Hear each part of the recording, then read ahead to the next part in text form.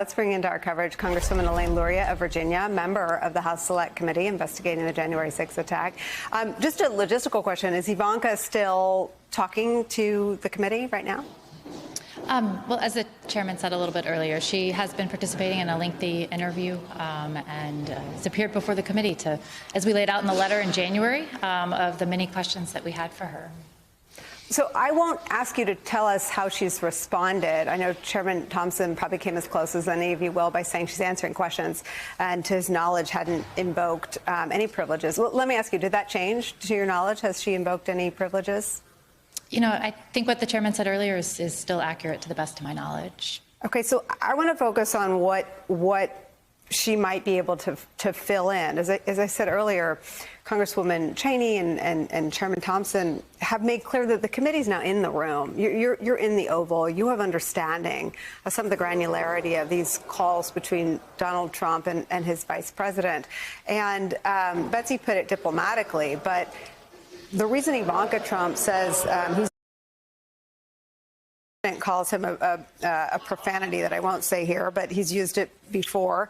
What is sort of the investigative theory about the importance of understanding why she had to say Pence is a good man when he was on the telephone with his vice president?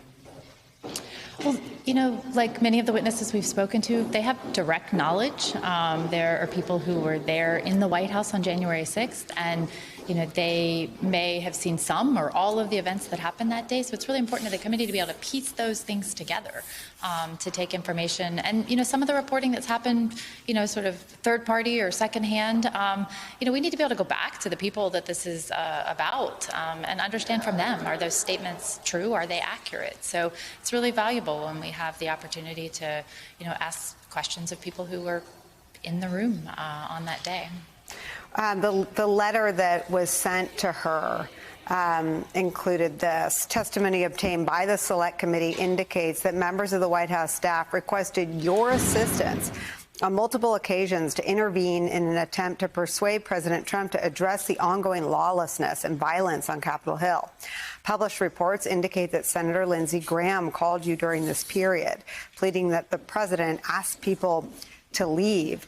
In part due to your investigation and other investigative journalism, we know a whole bunch of people called. We know that Kevin McCarthy called and Donald Trump said, my people love America or care more than you do, Kevin.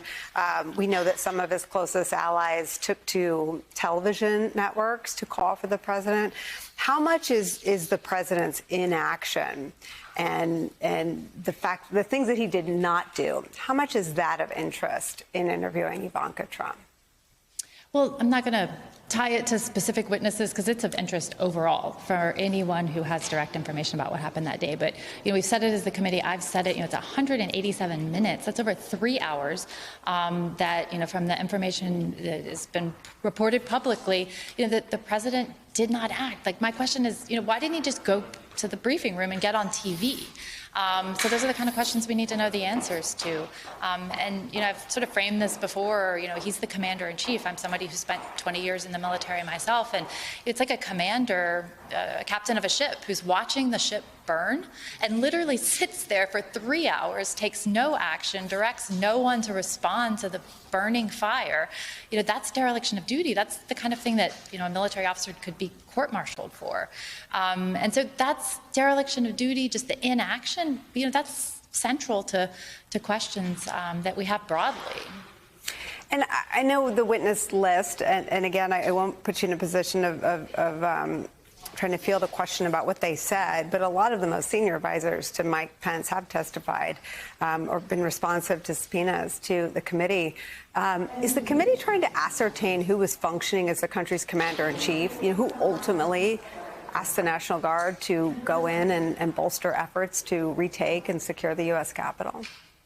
We are certainly looking in depth at all of the details that pertain to the activities in the National Guard that day, delays, either actual or perceived, their readiness, and, you know, really because the purpose of the committee is to provide recommendations to prevent things like this in the future. We're looking at the command structure and how the D.C. National Guard is activated and, you know, ways that they can be more responsive in potential situations like this in the future if there were to be a threat of violence. So certainly every aspect of the National Guard activities that day are part of our investigation.